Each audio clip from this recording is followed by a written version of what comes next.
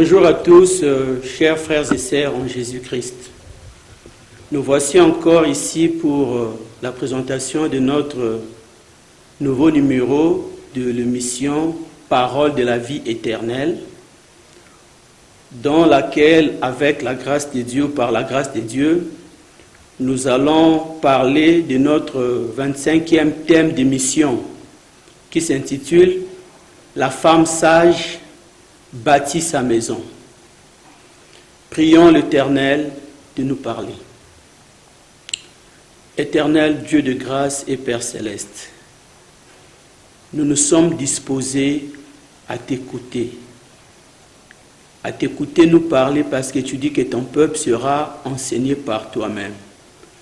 Par rapport à ces sujets, je te prie de nous communiquer ta pensée ou ta volonté par la révélation du Saint-Esprit.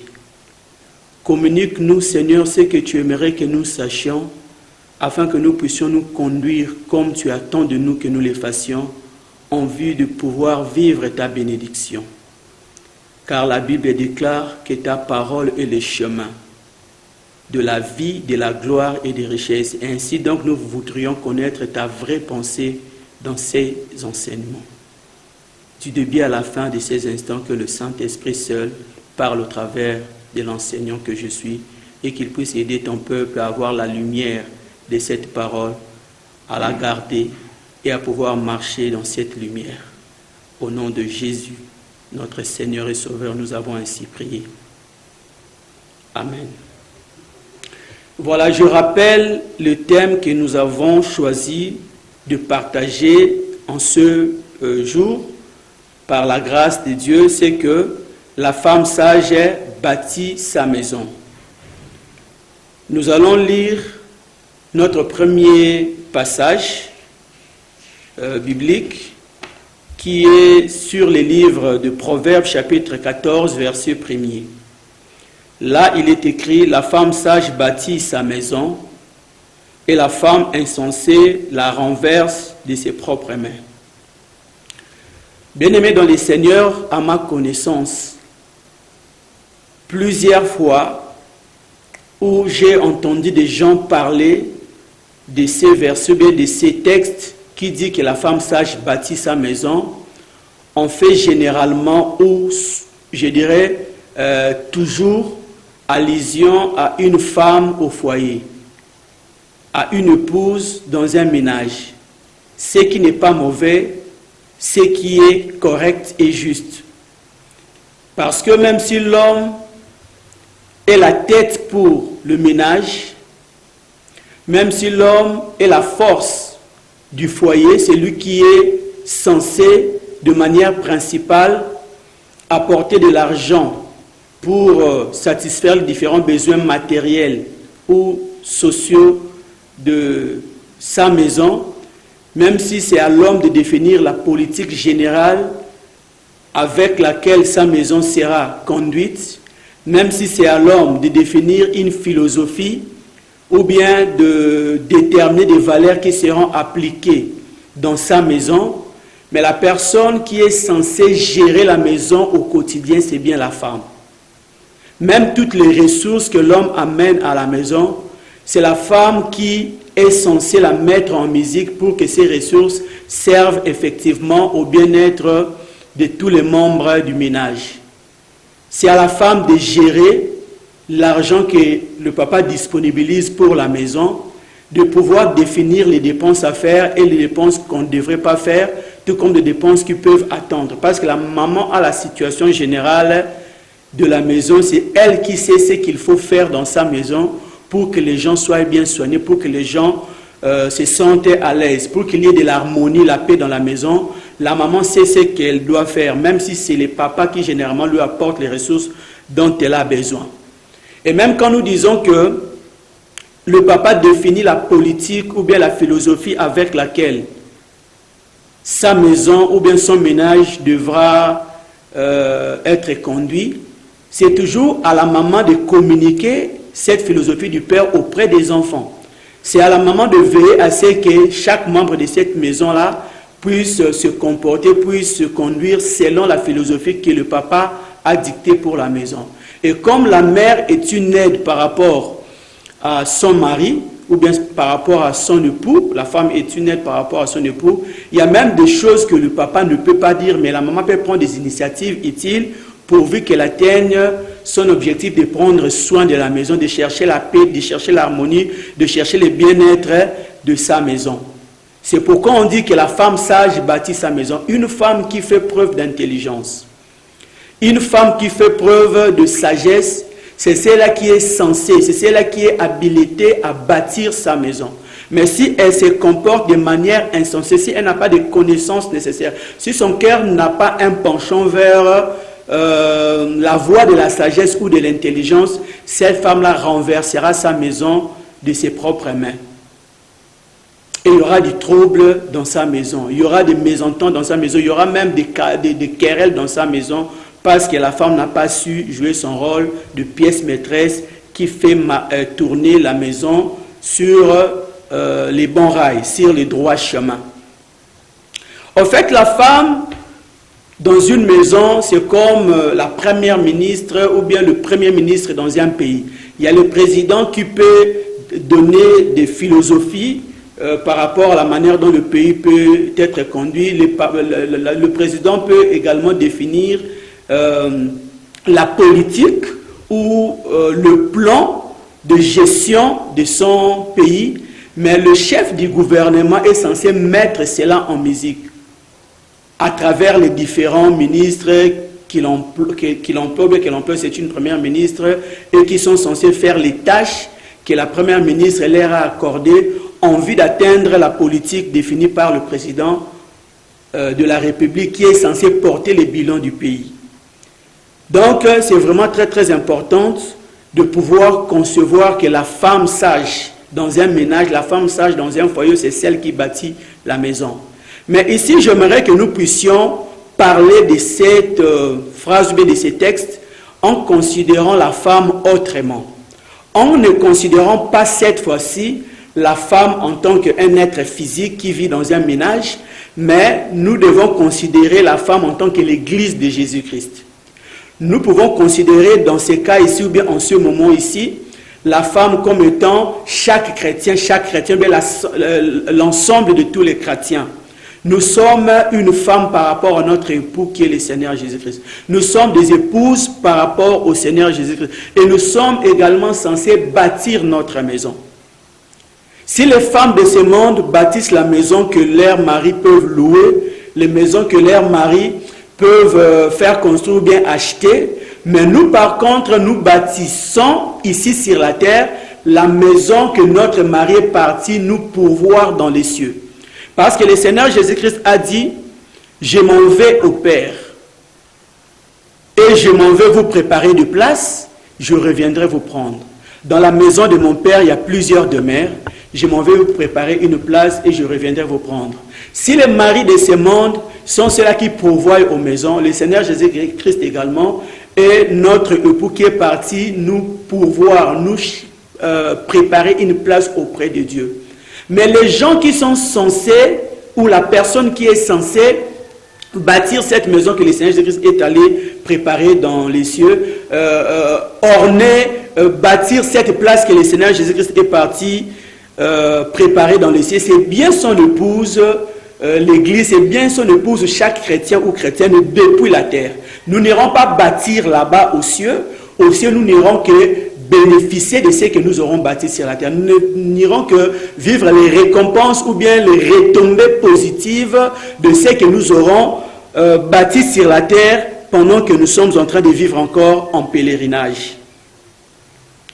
Donc, parlant d'un foyer, comme j'étais en train de dire là, nous savons que c'est l'homme qui est le chef que Dieu a établi pour pouvoir diriger la maison de manière, je dirais comment, de manière pas régulière. Hein? Le papa définit la politique de la maison, le papa apporte le nécessaire pour satisfaire les besoins de sa maison. Mais la personne qui est censée gérer, qui est censée mettre en musique, c'est bien la femme pour que chacun puisse pouvoir vivre la satisfaction de ses besoins et qu'il puisse être bien pris en charge dans la maison.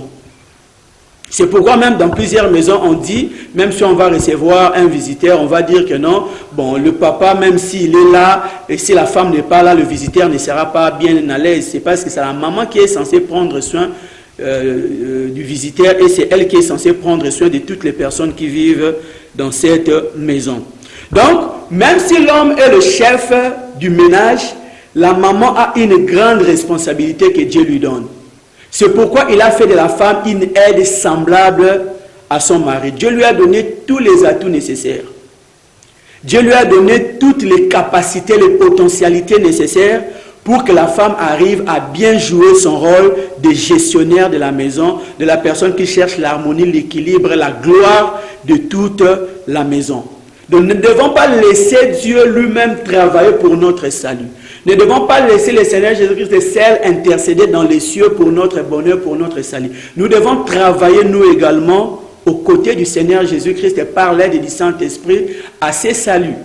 Nous devons nous-mêmes mettre la main dans la pâte en tant que des épouses pour chercher à bâtir notre maison dans les cieux, pour chercher à bâtir la gloire de la maison où nous irons vivre dans les cieux. C'est pourquoi la Bible nous dit dans le livre de 1 Corinthiens chapitre 3 verset 9 que nous sommes ouvriers avec Dieu. Nous sommes ouvriers avec Dieu. Ce n'est pas à Dieu de tout faire. Dieu a déjà envoyé le Seigneur Jésus-Christ seul. Le Seigneur Jésus est venu pour être la rançon pour notre salut, de manière à ce que celui qui croit en lui devienne enfant de Dieu et que les choses passées puissent être passées. Les choses anciennes puissent être passées. Mais par rapport à la vie que nous sommes en train de vivre sur la terre ici, pour vivre la gloire de Dieu, et par rapport à l'éternité dans le royaume des cieux, pour vivre la gloire de Dieu, il y a des choses que nous, l'épouse du Seigneur Jésus-Christ, nous sommes censés faire. Car nous avons cette responsabilité-là aux côtés de Christ. Nous avons cette responsabilité-là aux côtés du Saint-Esprit que Dieu nous a donné. C'est pourquoi l'apôtre Paul dit, j'ai pris tout par celui qui me fortifie. Ça veut dire que lui aussi, il a des choses à faire. Quand il va se sentir faible, c'est alors que le Saint-Esprit viendra à son secours. Comme la femme qui se sent un peu faible dans ce qu'elle est en train de faire, le mari peut venir pour l'aider. Mais c'est d'abord à la femme de faire ce qu'elle est censée faire en tant qu'épouse. Et puis là où elle se sentira peut-être débordée ou bien incompétente, là, elle peut recourir au propriétaire de la maison, au chef suprême de la maison, qui est le mari. Nous allons alors lire le livre de Philippiens, chapitre 2, verset 12, qui nous montre que Dieu nous invite nous-mêmes à travailler pour notre salut, aux côtés bien sûr de Dieu. Philippiens 2, 12 nous dit, « Ainsi, mes bien-aimés, comme vous avez toujours obéi, travaillez à votre salut avec crainte et tremblement. Non seulement comme en ma présence, mais bien plus encore maintenant que je suis absent. » Ça, c'est l'apôtre Paul qui est en train de parler aux chrétiens de l'église de Philippe, les Philippiens donc. Il a dit, « Ainsi, mes bien-aimés, comme vous avez toujours obéi et travaillé à votre salut. » L'épouse de Jésus-Christ, chaque chrétien, chaque chrétienne est censé travailler avec Dieu pour son salut. C'est pourquoi il est écrit que nous sommes ouvriers avec Dieu. Que le Seigneur Jésus-Christ soit rentré déjà aux cieux et que nous soyons restés ici sur la terre. Étant sur la terre, nous devons faire notre part des responsabilités. Pendant que lui, dans les cieux, il fait sa part des responsabilités. Il est debout à la droite de Dieu où il intercède pour nous. Mais en ces lieux ici, sur la terre, nous également, il y a des choses que nous devons faire. Nous devons craindre Dieu. Nous devons faire des sacrifices qui plaisent à Dieu. Nous devons prier l'Éternel, notre Dieu. Nous devons lire la parole de Dieu pour savoir ce que Dieu attend de nous que nous fassions afin que son salut soit effectivement accompli dans nos vies bien-aimées dans les Seigneurs. Et le Saint-Esprit nous a été donné pour qu'en cas de faiblesse, il nous vienne au secours. Mais nous avons des choses à faire. Si nous ne faisons pas notre part des responsabilités bien-aimées dans le Seigneur, nous allons empêcher à Dieu de pouvoir atteindre ses objectifs de salut dans notre vie. Nous allons empêcher à l'Éternel d'accomplir les desseins qu'il a préparés pour chacun de nous. Oui, certes, la Bible dit, personne ne peut obscurcir les desseins de l'Éternel. Ça, c'est vrai. Aucun homme, par sa propre volonté, peut obscurcir les desseins de Dieu. La Bible déclare que Dieu agira, qui s'y opposera. Quand il étend sa main du haut des cieux sur la terre des hommes, il accorde la délivrance et sa droite signale sa force. Personne ne peut empêcher à Dieu de pouvoir atteindre ses desseins. Ni même le diable, ni même tout le royaume des ténèbres. Personne alors. Mais s'il y a une seule chose qui peut empêcher à l'Éternel de pouvoir observer ses desseins, de pouvoir accomplir son plan, c'est bien les péchés. Les hommes ne le pourront pas. Le diable ne le pourra pas. Aucune puissance sur la terre ne le pourra. Mais le péché de l'homme peut empêcher Dieu de pouvoir atteindre ses objectifs de salut dans notre vie.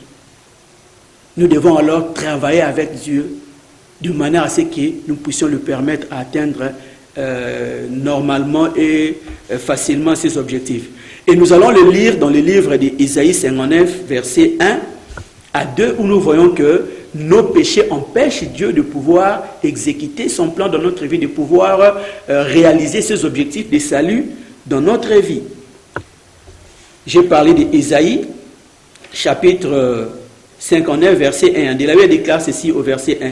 Non, la main de l'Éternel n'est pas trop courte pour sauver, ni son oreille trop dure pour entendre, ni son oreille trop dure pour entendre, ni sa main courte pour agir, pour exécuter son plan, pour nous venir au secours. Mais le verset 2 nous dit quoi? Mais ce sont vos crimes qui mettent une séparation entre vous et votre Dieu, qui vous sépare de Dieu. Et comment vous allez vivre le plan de Dieu si vous êtes séparés de Dieu? Ce sont vos péchés qui vous cachent sa face et l'empêchent de vous exaucer. Personne ne peut obscurcir les desseins de Dieu, mais le péché les paie. Le péché de l'homme le peuvent. C'est pourquoi nous devons savoir comment nous devons nous conduire sur la terre en tant que des épouses. Faire ce qu'il y a à faire pour permettre à Dieu d'amener au bout son plan de salut. Même s'il dit dans sa parole, c'est lui qui a commencé en vous cette bonne œuvre, la rendra parfaite pour le jour de Jésus-Christ. Mais l'homme a également sa part de responsabilité. L'homme doit également collaborer avec Dieu pour que Dieu puisse rendre parfaite l'œuvre qu'il a commencée en nous. C'est pourquoi il dit, j'ai mis devant toi deux voies. La voie de la vie, la voie de la mort, du bien et du mal. Mais choisis la voie du bien afin que tu vives. Et si toi tu choisis une autre voie, l'Éternel ne pourra pas rendre parfaite dans ta vie ce qu'il a commencé comme œuvre. Mais quand tu collabores à cela en fournissant des efforts pour marcher sur le chemin de Dieu, c'est alors que l'Éternel, par son esprit, va encore travailler en toi pour ramener au bout ce qu'il a commencé comme œuvre. Bien-aimés dans le Seigneur, nous avons une part de responsabilité dans l'accomplissement de l'œuvre de salut pour nos vies. La femme a été créée, comme j'étais en train de dire, pour être une aide semblable à son époux. Dieu lui a donné les atouts nécessaires. Dieu lui a donné les capacités nécessaires. C'est comme aujourd'hui nous avons reçu le Saint-Esprit pour qu'il puisse venir en aide à nos faiblesses, pour qu'il puisse nous dire ce que Dieu attend de nous que nous fassions. L'Esprit de l'Éternel parle en notre esprit, nous dit la Bible. Et quand nous sommes faibles, c'est alors que sa puissance se manifeste. Ça, ce sont des atouts que Dieu nous a donnés. Mais c'est à nous-mêmes de choisir de marcher avec Dieu. C'est à nous-mêmes de choisir de laisser le Saint-Esprit agir dans notre vie. Quelque part, il est écrit dans le livre d'Ésaïe, si vous avez de la bonne volonté et si vous êtes obéissants, c'est alors que vous mangerez les meilleures productions du pays. C'est alors que vous vivrez la gloire de Dieu. C'est alors que vous entrerez dans les cieux et vivre la gloire éternelle de Dieu. Si vous avez de la bonne volonté, l'homme doit manifester de la bonne volonté. L'homme est censé faire un choix. L'homme est censé placer des pas sur le chemin de Dieu. C'est pourquoi il est écrit dans la Bible, « Revenez en moi, enfants rebelles, je pardonnerai vos infidélités, dit l'Éternel. Si vous revenez à moi, je reviendrai à vous. » C'est alors à l'homme de faire d'abord des pas qui l'amène vers son Dieu. Quand Dieu voit que l'homme est en train de venir vers lui, sachant que l'homme a des faiblesses, Dieu va alors manifester la puissance de son esprit pour que l'homme arrive au terminus, pour que l'homme arrive là où Dieu attend l'homme qu'il puisse arriver. Mais ce n'est pas que nous sommes dans nos péchés, nous nous plaisons dans le péché, nous nous plaisons à ne pas faire ce que Dieu attend que nous puissions faire et que nous voulons que Dieu puisse nous demander de le faire de force. Non, non, non, non. L'homme doit collaborer à son salut auprès de l'Éternel, son Dieu. Et une femme qui remplit valablement le rôle que l'époux attend de lui qu'il remplisse dans la maison, c'est celle-là qu'on appelle une femme sage. C'est celle-là qu'on appelle une femme vertueuse qui fait l'honneur de son mari, qui réjouit même le cœur de son mari. Soyons alors ces femmes vertueuses. Soyons alors bien-aimés dans le Seigneur par rapport à notre époux, le Seigneur Jésus-Christ, ces femmes sages qui bâtissent leur maison. Bâtir sa maison, c'est travailler pour la gloire de sa maison. Bâtir sa maison, c'est chercher l'équilibre, l'harmonie de sa maison. Bâtir sa maison, c'est chercher le bien-être de sa maison. Bâtir sa maison, c'est chercher la paix, la tranquillité à l'intérieur de sa maison. Jésus-Christ est parti nous préparer une place dans les cieux, comme je suis en train de dire. Mais quand nous irons là-bas, ça sera quel genre de demeure que nous allons occuper? Est-ce que nos œuvres sur la terre sont en train de bâtir cette maison dans les cieux? Est-ce que nos œuvres sur la terre sont en train d'orner cette maison avec de l'or, avec des diamants? Comment est-ce que nous travaillons dans l'œuvre de Dieu? Comment est-ce que nous craignons la parole de Dieu? Comment est-ce que nous faisons de bonnes œuvres auprès de pauvres, des orphelins, des misérables, des gens qui en ont besoin? Ce sont toutes ces œuvres-là qui feront qu'il y ait des briques qui sont en train de s'entasser pour construire notre maison dans les cieux. Ce sont toutes ces œuvres-là qui feront que notre maison, que le Seigneur Jésus est parti disponibiliser pour nous là-bas dans les cieux, puisse être ornée, de sorte que les jours où nous irons dans cette maison, nous soyons couronnés de la gloire que nous avons nous-mêmes produite à partir de nos œuvres ici sur la terre des hommes bien-aimés dans les Seigneurs. Et en tant qu'époux, quand nous cherchons à faire le bien à notre mari, nous cherchons à travailler comme il se doit à côté de notre époux pour bâtir la maison de l'époux, qui est également notre maison. Nous ne travaillons pas pour seulement la gloire de l'époux, nous travaillons également pour notre propre gloire. Et nous allons ainsi lire le livre des Proverbes, chapitre 31, qui nous parle de la femme vertueuse, qui est en train de bâtir également sa maison. Proverbes 31, versets 10 à 17, nous dit ceci d'abord. Qui peut trouver une femme vertueuse? Elle a bien plus de valeur que le perle. Le cœur de son mari a confiance en elle. Le cœur de son mari a confiance en elle et les produits ne lui feront pas défaut. Elle lui fait du bien et non du mal. C'est-à-dire la femme fait toujours du bien à son mari et non du mal. Est-ce que nous faisons toujours du bien au Seigneur Jésus-Christ, là où il est dans les cieux? Est-ce que nous réjouissons toujours de son cœur? Est-ce que nous honorons toujours notre Dieu et Père? La femme vertueuse fait toujours du bien à son mari et non du mal. Quand nous marchons dans le péché, quand nous négligeons l'œuvre de Dieu, quand nous ne faisons pas de bonnes œuvres que le Seigneur Jésus attend de nous que nous puissions faire sur la terre, même auprès de nos prochains, nous ne réjouissons pas son cœur là où il est dans les cieux. Elle se procure, verset 13, de la laine et du lin et travaille d'une main joyeuse. Elle est comme un navire marchand. D'abord, revenons un peu au verset 13 où on a dit « Elle se procure de la laine et du lin et travaille d'une main joyeuse ». Nous devons faire l'œuvre de Dieu avec de la joie. Nous devons faire l'œuvre de Dieu avec empressement. Nous devons craindre la parole de Dieu avec joie, avec empressement. Nous devons nous préoccuper à connaître la parole de Dieu. Dieu attend même de nous que nous puissions connaître sa parole. Dans le livre de Romains, chapitre 1, je crois, verset 20 ou 28, quelque part, en tout cas là-bas, il est écrit, comme ils ne se sont pas souciés de connaître Dieu, Dieu les a également poussés dans les péchés, les a exposés également dans leur sens réprouvé. Quand on ne cherche pas à connaître la parole de Dieu, nous négligeons de connaître la parole de Dieu et nous nous conduisons par conséquent dans le péché. La Bible déclare, comme nous avons rejeté la connaissance, l'Éternel se rira également de nous, se moquera de nous quand le malheur va nous attendre. Parce que nous n'avons pas pris soin de chercher à connaître la parole de notre Dieu. Nous devons chercher à connaître la parole de Dieu avec joie. Nous devons chercher à travailler pour la gloire de Dieu avec joie. Nous devons travailler dans l'œuvre de l'Éternel avec joie. Nous devons prêcher la parole de Dieu avec joie, comme je suis en train de le faire ici. Je le fais avec joie, pour la gloire du Père, pour la gloire de l'époux qui est le Seigneur Jésus-Christ. Nous devons chercher à faire le bien aux autres pour la joie de notre Père qui est dans les cieux. Verset 14. Elle est comme un navire marchand, elle amène son pain de loin. Elle se lève lorsqu'il est encore nuit et elle donne la nourriture à sa maison. Là, ce n'est pas le mari qui donne la nourriture, c'est bien la femme. Et la tâche à ses servantes. Elle pense à un champ et elle l'acquiert. Du fruit de son travail, elle plante une vigne. Elle ceint de force ses reins et elle affermit ses bras. L'épouse de Jésus-Christ ne doit pas faire preuve de paresse. Paresse pour se réveiller la nuit ou la journée pour prier. Paresse pour consacrer du temps à la prière la journée. Même si vous êtes bourré d'occupation, même si vous avez un travail chargé, vous devez avoir de la force pour trouver du temps pour prier. Vous devez avoir de la force pour lire la Bible. Cherchez à méditer, restez un peu longtemps sur un verset. Quand vous ne comprenez pas, vous priez Dieu pour que Dieu puisse vous révéler ce qui est caché à l'intérieur. C'est comme l'évêque éthiopien qui était parti voir Étienne pour qu'Étienne puisse l'aider à comprendre les écrits qu'il était en train de lire. Nous devons avoir la même préoccupation, nous devons avoir le même souci pendant la méditation de la parole. Je ne comprends pas, je ne dois pas passer. Je dois avoir la vérité qui est dans cette parole. Je dois avoir la révélation qui est dans cette parole. Parce que c'est la vérité qui a franchi. Ce n'est pas les textes qu'on lit, mais le réma, la compréhension qu'on a de ces textes-là, c'est ce qui va nous affranchir. Nous devons avoir alors la force de lire la Bible et d'aller servir Dieu à l'église.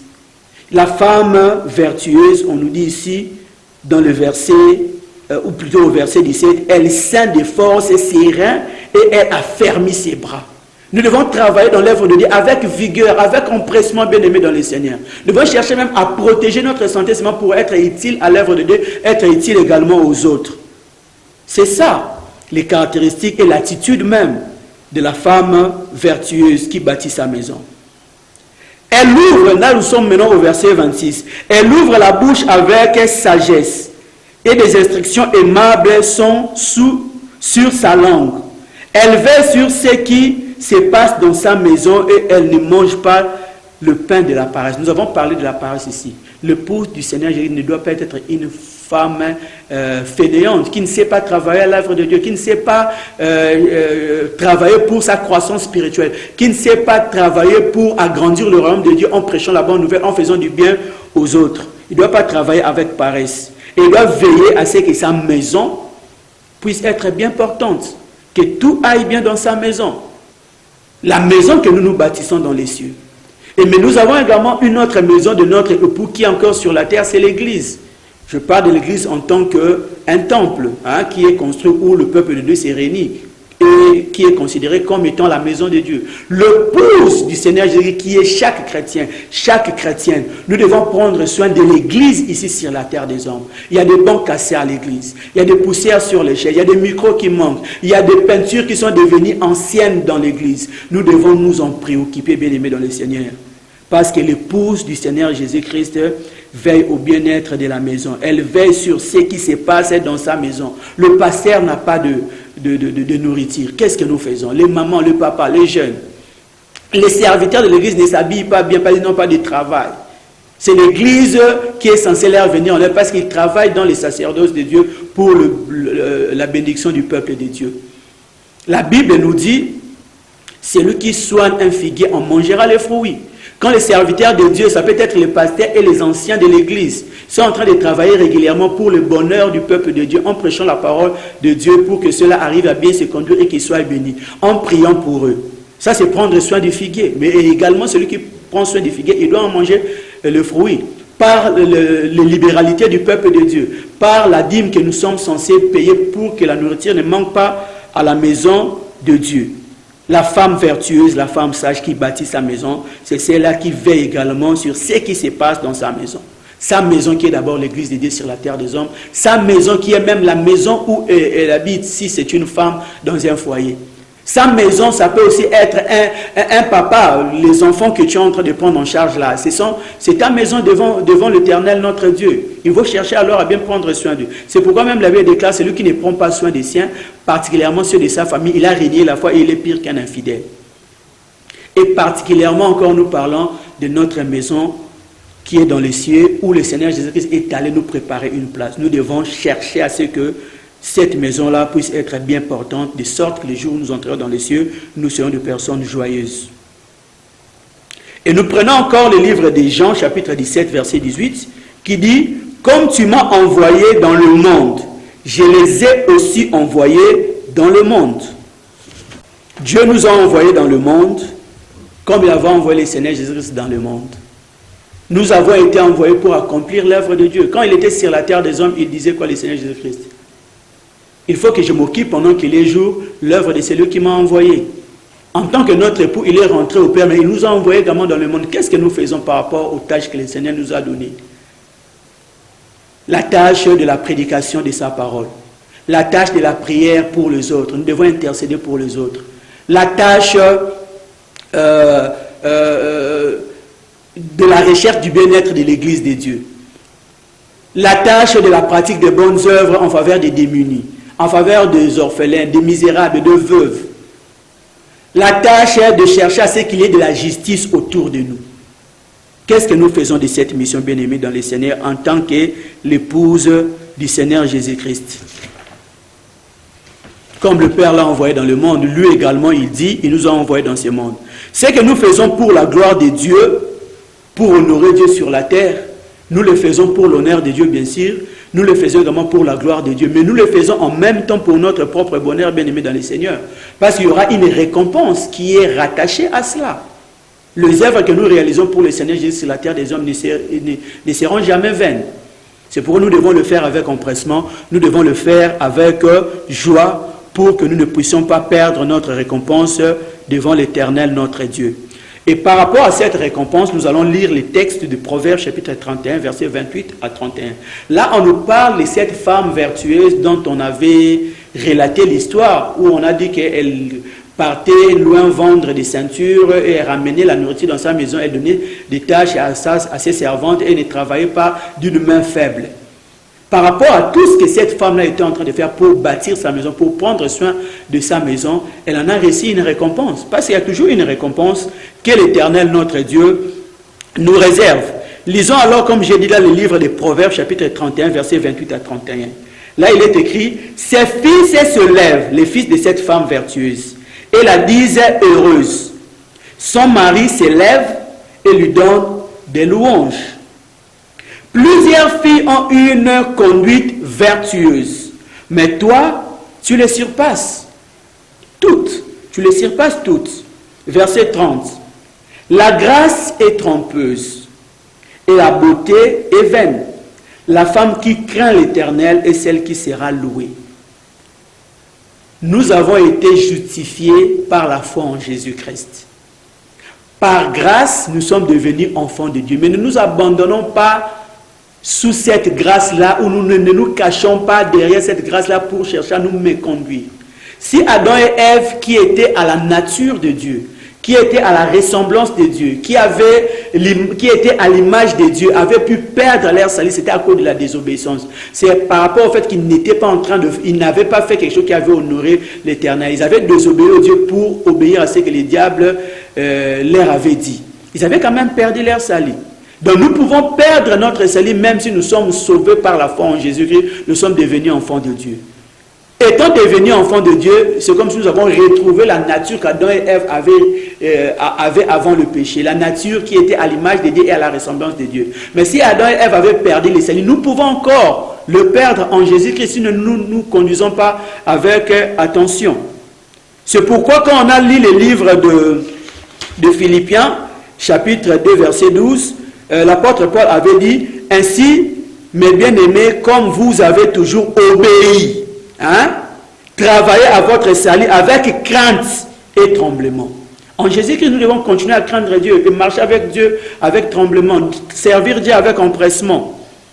Parce qu'il y aura quand même une récompense liée à cela. Donc nous étions en train de parler de la femme vertueuse ici, où il est écrit à son sujet, « La beauté est vaine, la grâce est trompeuse. » C'est la femme qui craint l'Éternel, la femme qui continue à bâtir sa maison, qui sera récompensée, qui sera louée. Et là, nous prenons le verset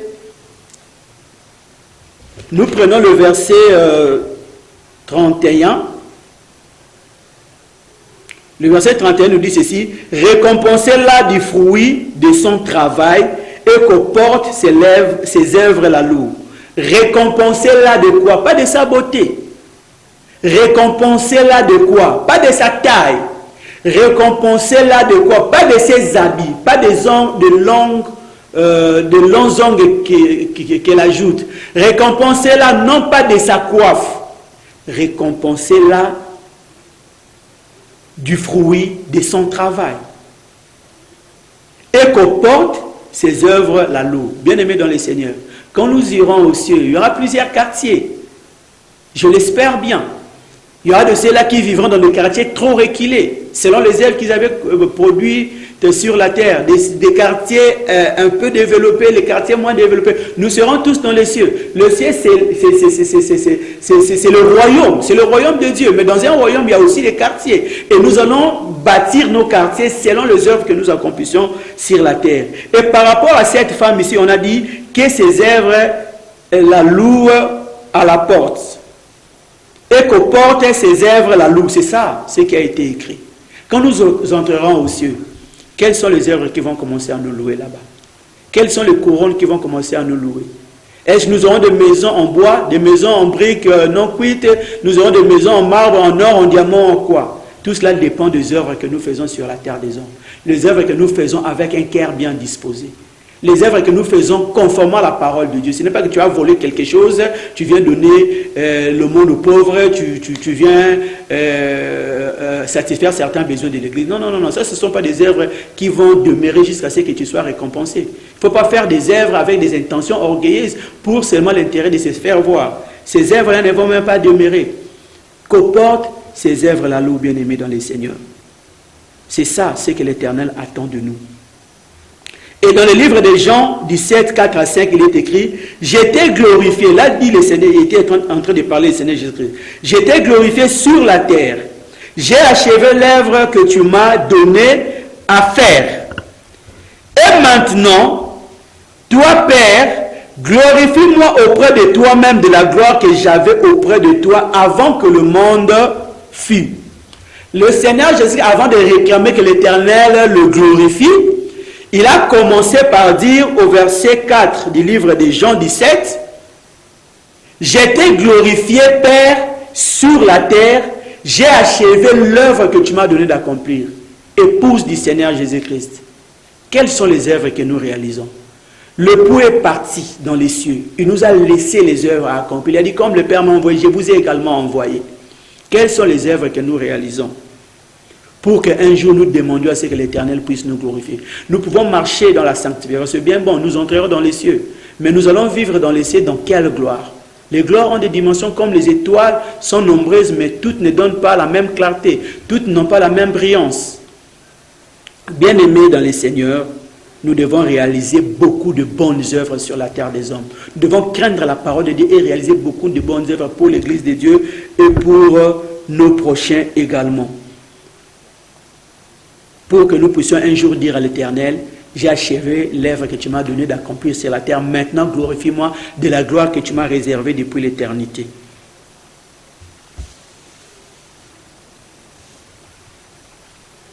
Si l'on réalise alors très bien nos œuvres sur la terre, si l'on remplit bien nos tâches, les tâches que Dieu nous a données en Jésus-Christ, en tant que des femmes sages ou des femmes vertueuses, bien-aimées dans le Seigneur, c'est alors que la récompense de la gloire de Dieu nous sera manifestée, nous sera donnée. Mais si par notre mauvaise conduite ou par nos mauvaises œuvres, c'est-à-dire par notre négligence, par notre indifférence, par notre paresse, nous ne nous conduisons pas comme l'Éternel attend de nous que nous puissions le faire. Nous ne nous conduisons pas comme notre époux, le Seigneur Jésus-Christ, attend de nous que nous puissions le faire. Nous allons soit manquer d'entrer dans notre maison où il est parti nous préparer une place, tout comme nous allons y entrer, mais nous n'allons pas vivre une gloire. Nous allons y entrer si on marchait dans la sanctification quand même, mais on ne faisait pas assez de bonnes œuvres. Là, nous allons vivre dans les cieux, mais pas dans une grande gloire. Mais si par contre, nous ne marchons pas vraiment comme Dieu attend de nous, marchons dans le péché et nous ne faisons pas de bonnes œuvres, bien aimés dans le Seigneur, nous n'allons même pas entrer dans cette gloire de l'Éternel, notre Dieu.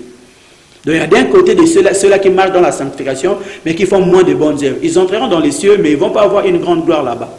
Il y a également de ceux-là qui marchent dans la sanctification et qui font beaucoup de bonnes œuvres. Ils vont entrer dans les cieux, mais ils vont vivre une grande gloire là-bas. Il y a aussi de ceux-là qui marchent dans le péché, tout simplement. Et ceux-là ne vont même pas entrer dans la gloire de Dieu, la gloire du Père.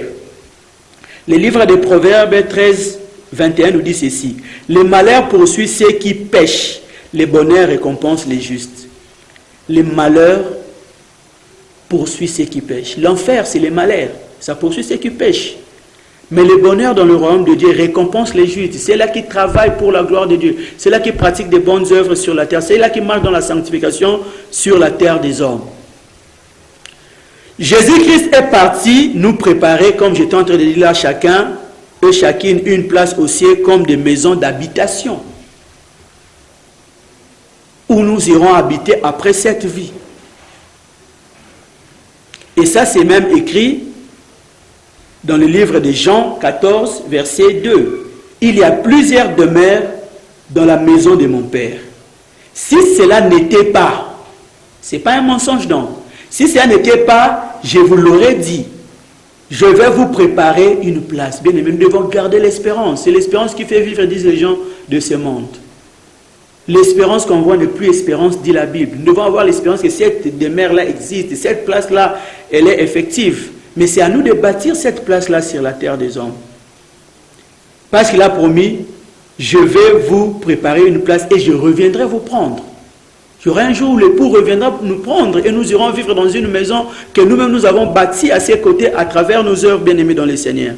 Mais il est de notre devoir, comme j'étais en train de dire là, de notre responsabilité de nous comporter ici sur la terre, pas dans les cieux pour bâtir cette maison, ici sur la terre comme des épouses, comme des femmes sages qui bâtissent cette maison ensemble avec l'époux pendant qu'il est dans les cieux. Pendant qu'il est dans les cieux, lui il est en train d'intercéder pour nous. Pendant qu'il est dans les cieux, il nous a envoyé le Saint-Esprit, sachant que nous sommes dans un monde rempli de persécutions, dans un monde où le diable est venu rempli d'une grande colère. Sachant que nous avons une chair qui n'a pas encore, un corps qui n'a pas encore subi la rédemption et qui peut nous conduire chaque fois dans les faiblesses. Il nous a donné le Saint-Esprit pour que le Saint-Esprit nous vienne en aide. Mais nous devons nous également chercher à faire ce qu'il y a à faire, de sorte que quand nous sommes faibles, que l'Esprit de Dieu puisse alors nous venir effectivement en aide. Nous ne devons pas attrister le Saint-Esprit qui est en nous comme notre aide, comme notre secours bien-aimé dans le Seigneur, afin que nous arrivions alors à accomplir ce qu'il y a à accomplir et que demain, nous puissions être de ceux-là qui pourront aller vivre dans cette maison. Car c'est à nous, femmes ou épouses de Jésus-Christ, de bâtir cette maison ou de la renverser de nos mains selon notre conduite. La femme sage bâtit sa maison. 1 Corinthiens 3, 11 à 15 nous dit ceci. Car personne ne peut poser un autre fondement que celui qui a été posé, savoir Jésus-Christ.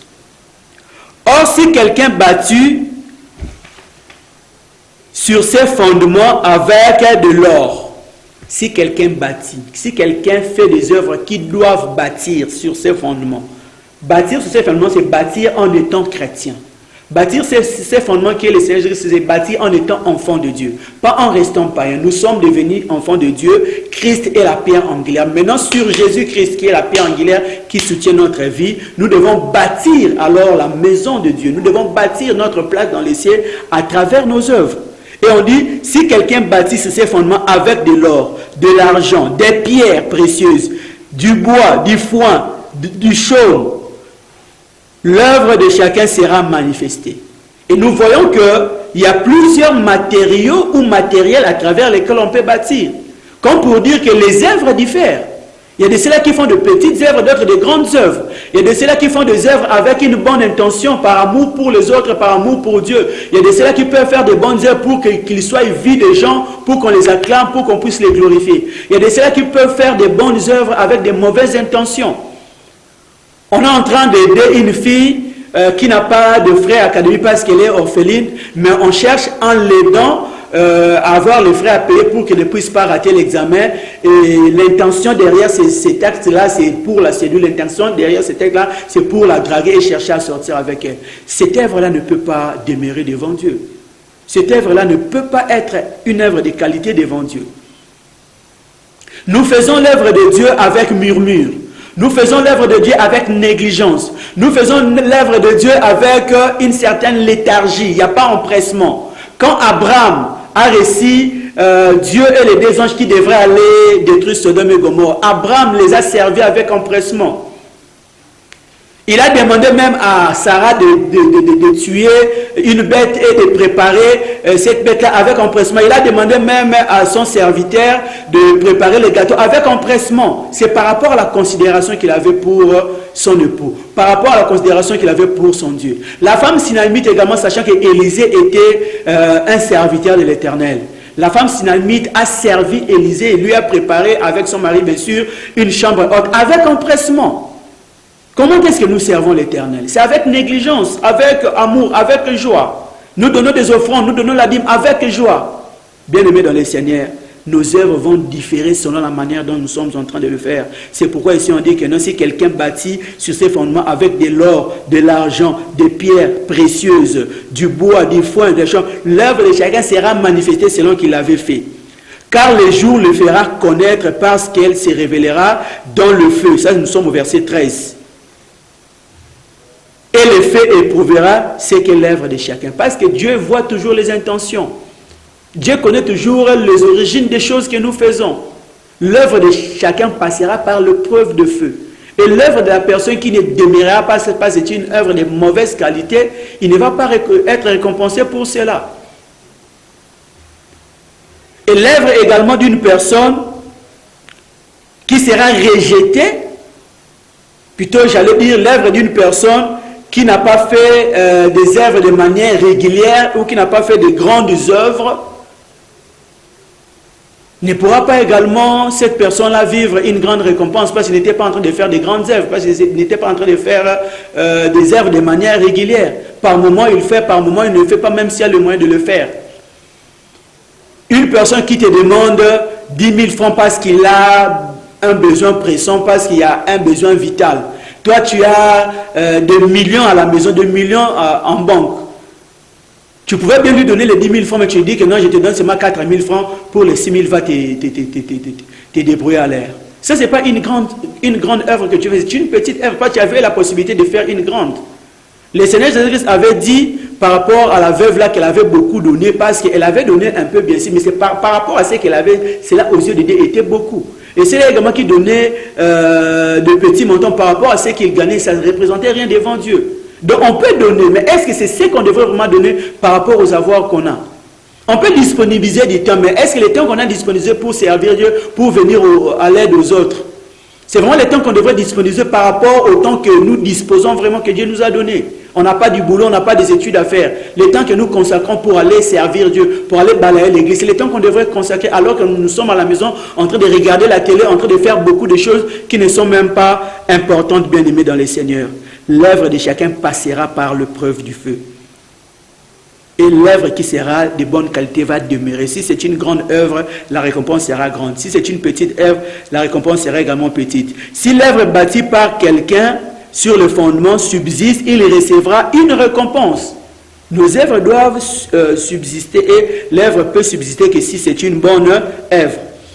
Si l'œuvre de quelqu'un est consumée, il perdra sa récompense. Pour lui, il sera sauvé, mais comme au travers du feu.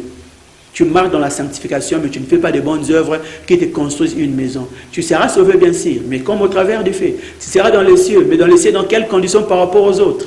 Bien-aimé dans le Seigneur, tu vas ton éternité dans quelles conditions? La femme sage bâtit sa maison, et c'est ici que nous sommes censés bâtir cette maison. Bâtir sa maison en tant que femme sage et épouse de Jésus-Christ, c'est produire des œuvres qui nous font amasser des trésors dans les cieux. Pendant que nous sommes déjà où nous sommes encore sur la terre. Les trésors que nous irons vivre pendant que nous allons vivre dans l'éternité. Il y a aussi des récompenses que nous trouverons ici. Le Seigneur Jésus a dit, ce que vous aurez perdu à cause de moi, vous les retrouverez au centuple sur la terre des hommes et dans les siècles à venir, la vie éternelle. Si c'est les cieux où nous sommes en train de bâtir notre trésor bien-aimé dans le Seigneur, c'est dans les cieux que nous allons également placer nos cœurs. Parce qu'il est écrit dans Matthieu 6, verset... Nous allons le lire, versets 19 à 21. Ne vous amassez pas des trésors sur la terre, où la teigne et la rouille détruisent, et où les voleurs percent et dérobent. Mais amassez-vous des trésors dans les ciels, où la teigne et la rouille ne détruisent point, et où le voleur ne perce ni ne dérobe. Car là où est ton trésor, là aussi sera ton cœur. Où se trouve notre trésor? Est-ce que nous travaillons pour les cieux? Est-ce que nous amassons des trésors au travers de nos œuvres pour les cieux? Ou nous amassons des trésors de péché pour en bénéficier ici sur la terre des hommes? Si nous avons de grands comptes en banque, nous avons de grandes maisons sur cette terre, notre cœur sera attaché à la terre. Nous ne voudrons même pas qu'il y ait le retour du Seigneur Jésus-Christ. Nous ne chercherons même pas à nous séparer de ces choses-là pour plaire à Dieu. Quand Dieu le demande, parce que nous avons notre cœur sur ces choses-là. C'est comme la femme de Lot. Pendant qu'ils avaient réussi la grâce d'être sauvés du soufre de feu qui descendait dans Sodome et Gomorrhe pour consumer toute la ville. Mais la femme de Lot, comme elle avait ses trésors, ses richesses dans Sodome et Gomorrhe, elle s'était retournée malgré l'interdiction des anges. Et vous connaissez l'histoire, elle était devenue une statue de sel. Bien-aimés dans les seigneurs, amassons des trésors dans les cieux, là où nous allons vivre pour l'éternité. Pendant que nous sommes des femmes de Jésus-Christ ici sur la terre, bâtissons notre maison, la maison dans laquelle nous vivrons, ou la maison dans laquelle nous irons vivre pour vivre notre éternité. Et l'Éternel ne manquera pas d'accomplir la vérité de sa parole. Que l'Éternel nous aide alors sur base de cet enseignement à modifier notre façon de voir les choses, à modifier notre façon de faire les choses. Prions l'Éternel de nous aider à marcher en conformité avec cette parole. Seigneur notre Dieu, nous avons entendu ta parole. La Bible déclare que toute chose passera, ta parole ne passera jamais. La Bible déclare que la parole qui sort de ta bouche ne retourne pas à toi sans effet, sans avoir effectué ta volonté ni accompli tes desseins. Laisse que cette parole, Seigneur, puisse produire la vie. Dans tes enfants, puisse interpeller, puisse instruire, puisse corriger chacun, afin que nous soyons des épouses sages, des femmes sages qui bâtissons notre maison sur la terre des hommes par l'aide et par les grâces du Saint-Esprit que tu nous donnes, Seigneur notre Dieu. Et que notre espérance en toi ne soit jamais vaine, déjà sur la terre des hommes, que nous vivions ta gloire, et dans les cieux, que nous puissions vivre ta grande gloire pour l'éternité. Au nom de Jésus-Christ, notre Seigneur et Sauveur. Amen. Voilà, nous sommes à la fin de notre mission, bien-aimés dans les Seigneurs. Que l'Éternel vous bénisse d'avoir disposé de votre temps pour entendre ces choses ou cet enseignement. Nous vous prions toujours de continuer à nous soutenir dans vos prières pour que l'Éternel continue à nous utiliser par son esprit, afin que nous puissions être un canal de bénédiction pour le peuple du monde entier. Vous pouvez également nous aider par vos moyens financiers, logistiques, pour que l'organisation et la propagation, l'organisation, voulais-je dire, de ces émissions et la propagation de ces enseignements se fassent facilement à travers le monde pour le salut des hommes, des âmes. Et l'Éternel ne manquera pas de vous bénir. Vous pouvez également vous abonner à notre chaîne YouTube Pavi Ministry, TV, PAM TV en abrégé, et ou sur notre page Facebook Pavi Ministry. Tout comme vos conseils, remarques, suggestions sont également les bienvenus sur notre compte WhatsApp au plus 243 89 54 18 412. Que l'Éternel notre Dieu vous bénisse. Ciao et à la prochaine émission.